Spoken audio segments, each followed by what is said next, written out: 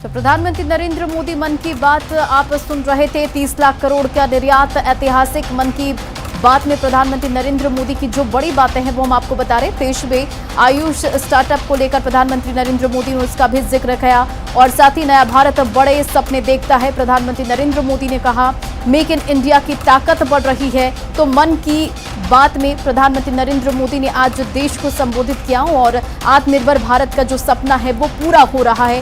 साथ ही मोदी ने कहा कि योग के प्रति देश में रुझान भी बढ़ रहा है। तो ये तमाम बड़ी बातें आज मन की बात की प्रधानमंत्री नरेंद्र मोदी की।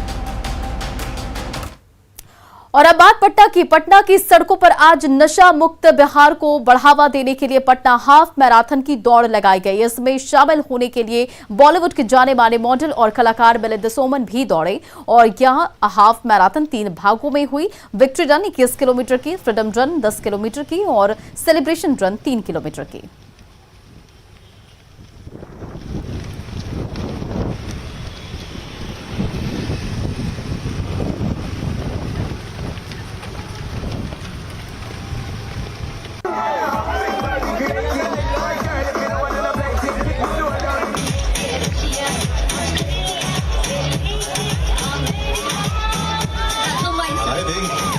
ये गाना आपको और आज उसी जोश के साथ यहाँ पर हम सभी मौजूद होंगे।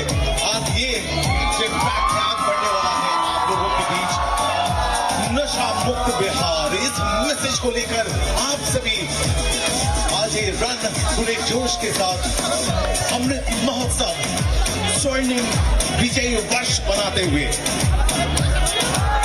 और साथ ही साथ बेटी बचाओ 10 किलोमीटर पीछे से पीछे मत देखना। और इतना ही कहूंगा आप लोगों से कि आज आप दौड़ के आए, आप दौड़ने वाले हो, सब लोग आपको देखेंगे, इंस्पायर हो जाएंगे। सिर्फ एक दिन मत दौड़ना, रोज दौड़ना। कब दौड़ेंगे? रोज दौड़ेंगे। क्या रन है ये? आज तो जोश, आज तो जोश, आज तो जोश। और पटना में हाफ मैराथन में भाग लेने आए आर्मी और एनसीसी के कैडेट्स ने 1971 की भारत पाक की लड़ाई में भारत के स्वर्णिम विजय वर्ष को एक बार फिर से रिक्रिएट करके काफी खुश नजर आए। देशभक्ति से लबरेज वीरों का जोश आज देश के लिए दौड़ लगाकर देखते ही बन रहा था। देखिए पटना से हमारे संवाददाता रितु रोहनी की ये रिपोर्ट। 75 वर्ष पूरे होने के अमृत महोत्सव और 1971 की भारत पाक लड़ाई में भारत की जीत पर स्वर्णिम विजय दिवस के डेडिकेटेड ये पटना हाफ मैराथन जो आयोजित की गई है, इसमें यहाँ पर एनसीसी की कैडेट्स के साथ साथ कई आर्मी के जवान भी हमारे साथ मौजूद है। तो हम उनसे बातचीत करते हैं सीधे तौर पे कि वो कैसा महसूस कर रहे हैं। एक बार फिर से 1971 में जो भारत की जीत हुई उसको हम लोग यहाँ रीलिव कर रहे हैं, उसको वापस से याद कर रहे हैं, तो उसको लेकर क्या कहेंगे? यहाँ पे माहौल जो बन रहा है बहुत ही बढ़िया है। ये हर महीने होने से और ये अच्छा और बिहार का जागृति पैदा होगी। इससे सारे कैडेट को सीख मिलती है कि हमको 1971 की लड़ाई में कैसे कैसे जीत हुई थी, उसका हमें मोटिवेशन मिलता है। सर ये बताइए कि दौड़ कितना जरूरी होता है आर्मी के जवानों के लिए, मतलब फिजिकली फिट होना, और उसके लिए जो रनिंग है उसका क्या रोल होता है?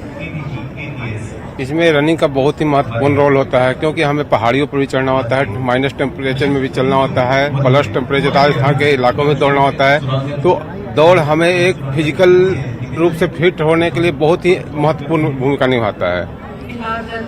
और कम से कम 5 किलोमीटर तो दौड़ प्रतिदिन हम लोग के लिए जरूरी हो जाता है। आप एनसीसी कैडेट हैं, आर्मी में हैं। ये बताइए कि आप अभी बिल्कुल युवा हैं, जोश से लबरेज हैं। जब ये इस तरीके की कहानियां सुनते हैं हमारे इस स्वर्णिम इतिहास की, तो कैसा लगता है? बहुत अच्छा जागृति उत्पन्न होता है कि हम एक आर्मी बने और अपना देश की रक्षा करने के लिए अपना हेल्प करें और अपना हिम्मत जुटाएं। क्योंकि देश भक्ति की बात हो रही है, ऐसे में एक देशभक्ति कोई गाना अगर आप लोग गा दे, गुनगुना दे, एक माहौल बना दे। यह देश वीर जवानों का, अलबेलों का, मस्तानों का, ये देश का यारों, इस देश का यारों क्या कहना, ये देश वीरों का कहना। और गाइए कोई गाना, देशभक्ति का कोई गाना गाइए, देशभक्ति का कोई गाना गाइए जी। ये जो जोश हमारे जवानों में और बिहार के युवकों का जो जोश है, इससे हमें पता चला हमारा देश कितना स्ट्रांग आगे निकलता जा रहा है और हम कोई भी टारगेट को आसानी से इस फिटनेस के बदौलत नंबर 1 पे वर्ल्ड में आ जाएंगे।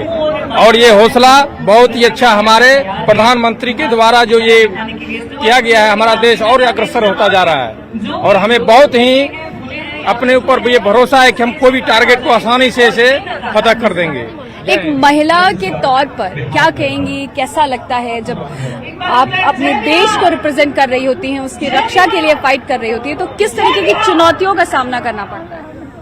हमें बहुत सारी चुनौतियों का सामना करना पड़ता है। ऐसे तो पहले महिलाओं को बाहर नहीं निकलने दिया जाता था, लेकिन अब ऐसा डेवलप मतलब हमारे इंडिया में आ गया, हर जगह ऐसा हो रहा है कि महिलाओं को हर चीज का भी सुख सुविधा और हर चीज का छूट है अभी, और महिलाओं को इससे बहुत ऐसा इंडिपेंडेंट भी बनते हैं और फिर हमें बहुत ज्यादा गर्व महसूस होता है इस चीज को, क्योंकि अभी का जो कल्चर है, जो अभी जनरेशन चेंज होते जा रहा है, उस हिसाब से वुमेन एम्पावरमेंट को देखते के साथ भी हम लोग 1971 का जो लड़ाई हुआ था उसको रिक्रिएट करने का यहाँ पे कोशिश कर रहे थे और उस चीज से हम लोगों को बहुत प्रेरणा मिली और हम चाहते हैं कि आगे कोई भी लड़ाई हो तो हम भी उसमें पार्टिसिपेट करें और पूरी तरीके से योगदान दें उसमें अपना। तो आपने सुना कि ये जो आर्मी के जवान हैं, एनसीसी के कैडेट्स हैं, इनका जोश, जज्बा और जुनून देशभक्ति के लिए, देश की रक्षा के लिए अपने एकदम जोश से लबरेज है ये और अपने देश के लिए मर मिटने को तैयार है। और ये 1971 की उस लड़ाई को जिसमें भारत की जीत हुई थी, वैसी कोई अगर लड़ाई होती है तो अपने देश के लिए कुर्बान होने के लिए भी तैयार है। न्यूज़ 18 के लिए ऋतु रोहिणी, कैमरामैन मनीष के साथ Patna.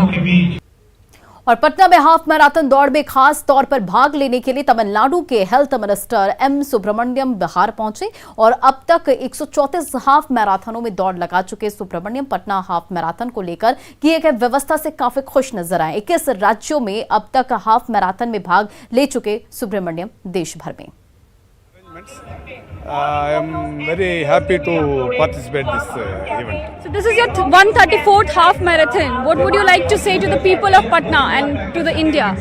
Yeah, this is my 134th marathon. I ran in all over the world, 12 countries, England, Australia, Qatar, Italy, Norway and so many countries.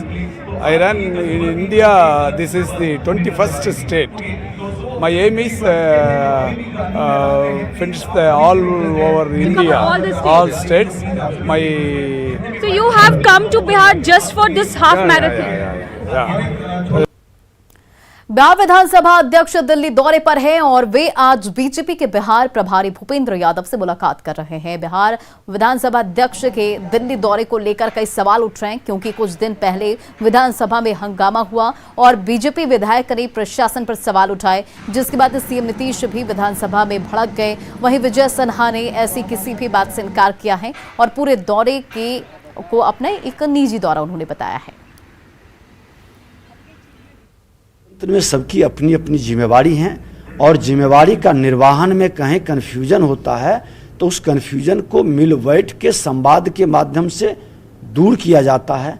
आज सदन में अवरोध होता है तो क्या उस अवरोध पर हम अड़े रहते हैं? कि अवरोध का हम समाधान करते हैं।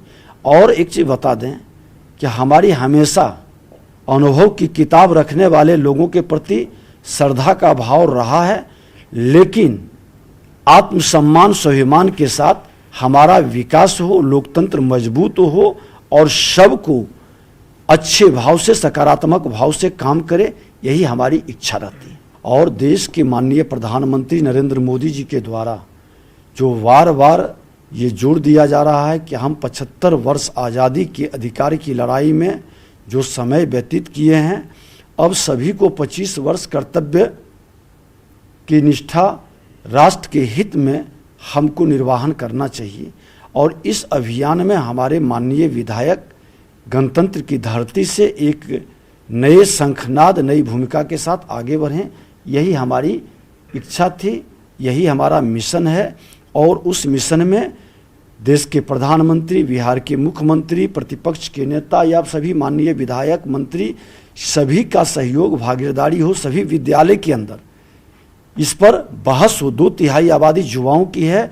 हमारा संवैधानिक अधिकार के साथ साथ हमारा कर्तव्य ये बोध हो, और जो अधिकार की बात करते हैं पहले कर्तव्य का क्या निर्वहन किए अपने परिवार के प्रति, समाज के प्रति, राज्य और राष्ट्र के प्रति, इस पर चर्चा अब सघनता से हो। इसी को लेकर के हमने बिहार विधानसभा में इस पर बहस कराया है। ये पहली बार हुआ है और ये अभी और आगे बढ़ेगा। इस पर पूरी चर्चा, क्योंकि सबको अपने कर्तव्य का बोध जिस दिन हो जाएगा, आधी समस्या का समाधान उसी दिन हो जाएगा। आप दिल्ली आए हैं, यहाँ पर ये संभावना है कि आप पार्टी के वरिष्ठ नेताओं से भी मुलाकात कर सकते हैं। किन किन लोगों से मुलाकात होगी और क्या एजेंडा होगा? देखिए, ये हम थोड़ा पर्सनल कुछ काम था, और ऐसे भी तो हम लोग आते रहते हैं, शिष्टाचार मुलाकात होते रहती है। और बड़ी खबर दिल्ली से, जहां भूपेंद्र यादव और विजय सिन्हा के बीच मुलाकात खत्म हो गई है। दोनों के बीच मुलाकात के बाद विजय सिन्हा ने कहा कि दोनों के बीच ये शिष्टाचार मुलाकात हुई। विजय सिन्हा ने किसी भी संगठनात्मक बदलाव को खारिज किया है। बिहार में कहा जा रहा है कि फेरबदल की कोई चलिए वो सब विषय नहीं, अब वो सबसे हमको मतलब नहीं है। क्या होगा नहीं होगा वो अपना संगठनात्मक लोग जाने। शिष्टाचार मुलाकात है, ठीक। विधानसभा में जो घटना हुई उसको लेके भी बातचीत हुई आप लोगों की? चलिए वो कोई विषय नहीं है। हमने पहले भी बताया, अभी भी बताते हैं कि कोई भी घटना जीवन का एक पन्ना है, और एक पन्ना, और जीवन एक किताब है। एक पन्ना के लिए किताब को फाड़ा नहीं जाता है। और मुख्यमंत्री नीतीश कुमार आज बख्तियारपुर के हरनौत में कार्यकर्ताओं से मुलाकात करेंगे और सीएम अपने आवास से बख्तियारपुर के लिए रवाना हो चुके हैं। बख्तियारपुर में सीएम के दौरे को लेकर तैयारी पूरी कर ली गई है। पटना के होटल पनाश में ग्रैंड ट्रंक रोड इनिशिएटिव कार्यक्रम का आयोजन किया गया और कार्यक्रम का मकसद बिहार में बिजनेस और स्वरोजगार को बढ़ावा देना था। और इस दौरान प्रशासनिक अधिकारी के साथ बैंक अधिकारी और बड़ी संख्या में उद्यमी मौजूद रहे। उम्मीद लेकर बिहार आ सकते हैं। अब की बदला हुआ बिहार है, बदलता बिहार है। अब यहाँ पर वो स्वरोजगार कर सकते हैं। ये उनके सपनों पे डिपेंड करता है। अगर उनको इकोनॉमिक ग्रोथ ही चाहिए तो शायद वो वापस अभी तो नहीं आ पाएंगे अपने स्टेट, बट जिनको सोशियो इकोनॉमिक ग्रोथ में मज़ा है, जो चाहते हैं कि मैं अपने स्टेट में डायरेक्टली या इनडायरेक्टली अपने समाज के लोगों को, जिनको मैंने छोड़ दिया है बहुत पीछे, उनको एम्पावर करूं।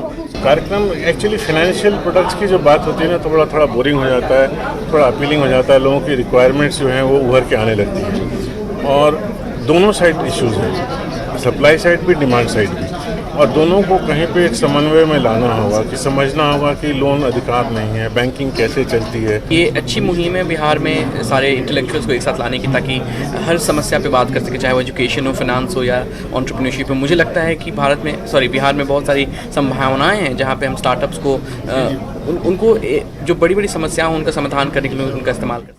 अमात्य फाउंडेशन की तरफ से राजधानी पटना में कार्यक्रम का आयोजन किया गया और कार्यक्रम में प्रशासनिक अधिकारी, व्यवसायी और कलाकारों ने भाग लिया और अपने विचारों को उन्होंने साझा किया, जिसका मुख्य मकसद लोगों के बीच बिहार की धारणा को सकारात्मक बनाना था। आयोजन में बिहार के स्टार्टअप और स्वास्थ्य योजनाओं पर चर्चा की गई। इतना विजनरी थे कि उनको पता था कि कम्युनिकेशन एंड इंफॉर्मेशन अगर आपके साथ है तो आप बहुत ही शक्तिशाली हैं। बहुत लंबे काल तक बिहार जो है डिप्रेसिव रहा, लेकिन हमें ये समझना है कि जिस तरीके से टेक्नोलॉजी का इवोल्यूशन हुआ है, अगर उसको हम सही तरीके से लीवरेज कर पाएं तो हम चीज़ों को बहुत जल्दी बदल सकते हैं। गया के बेलागंज में बाबा कोटेश्वर नाथ धाम महोत्सव 2022 का रंगारंग शुभारंभ हुआ और पटना हाईकोर्ट के जज अरविंद श्रीवास्तव, संदीप कुमार शाही ने संयुक्त रूप से महोत्सव का उद्घाटन किया। कार्यक्रम में भोजपुरी गायिका देवी ने प्रस्तुति भी दी। देवी ने एक से बढ़कर एक भक्ति गीतों से दर्शकों का दिल जीत लिया।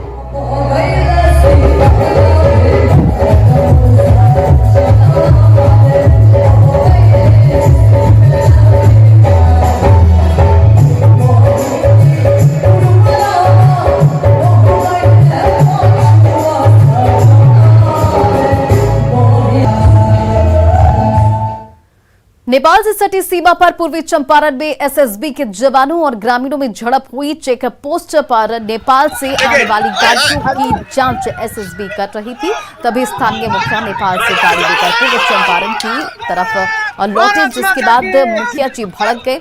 मुखिया समर्थकों ने एसएसबी जवानों पर पत्थरबाजी भी की और जिसके बाद जवानों ने लाठियां भांजी और लोगों को शांत कराया। फिलहाल मामले की जांच जारी है।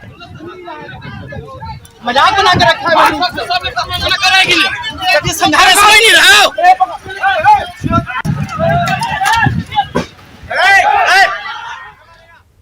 उसके अनुसार वो लोग खाद वगैरह देते हैं। अब ये जो नागरिक है, मैं पहले भी हर मीटिंग में बताता हूँ कि गवर्नमेंट एक खाद के बोरी की लगभग 1000 रुपये की सब्सिडी देती है हमारी जनता के लिए। वो हमारा पैसा है, पब्लिक का पैसा है, वो आपका पैसा है, वो आपके टैक्स का पैसा है, ना कि किसी। और गवर्नमेंट उसी पैसे को आप ये लोग किसानों के ऊपर सब्सिडी देती है, छूट देती है। और छूट को कुछ चंद लोग जो राष्ट्र विरोधी लोग हैं, वो अपने चंद फायदे के लिए 100-200 रुपए के लिए बोले कि नेपाल में ले जाने की कोशिश करते हैं। क्योंकि खुला बॉर्डर है, सीमा तक घर है, लोग अपने घरों में छुपा के उसको रखते हैं। और न्यूज़ 18 अपडेट में फिलहाल इतना ही। बने रहे आप न्यूज़ 18 बिहार झारखंड के साथ।